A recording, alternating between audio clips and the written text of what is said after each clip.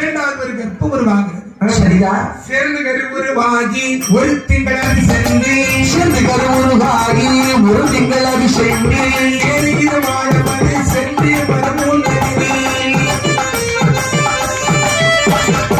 மூன்றாகிய மாதமது முதலாகிய நாளில் மூன்றாகிய மாதமது முதலாவது நாளில் முதலில் அன்னப்பையில் கையிலே ஒட்டுதல்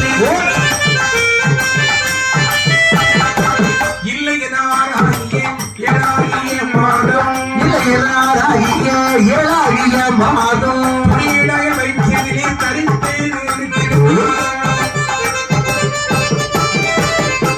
அந்நாளில் 8ஆம் மாதம் 9ஆகிய மாதம்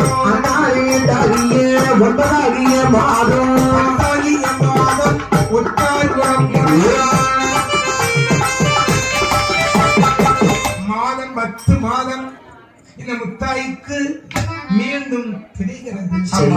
மருத்துவத்தை கூட்டி வந்து அப்பொழுது இருந்த மருத்துவத்தால் ஏந்தி விடுத்திடுவாள்.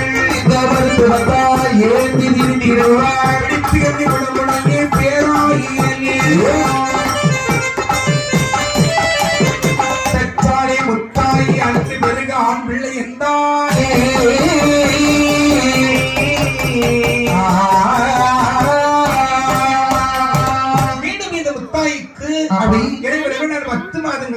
கழித்து இன்னும் ஒரு ஆண் குழந்தை பிறக்க. அடேங்கப்பா. முதல்ல ஆம்பளை பிள்ளை, இரண்டாவது ஆண் குழந்தை. ஆக இரண்டாவது பிறந்த ஆண் குழந்தைக்கு என்ன? அதாவது ஒரு பெண்ணை முழுவதும் ஆம்பளை பிள்ளை பெற்றாலும், ஆமா, பொம்பளை பிள்ளையை பெற்றாலும் சரிதா, அது ஒரு வகை மலடு. ஏன்படி ஏன் அப்படி சொல்றீங்க? ஆமாப்பா, எல்லாம் ஆம்பளை பிள்ளையே பெற்றுட்டு இருப்பா.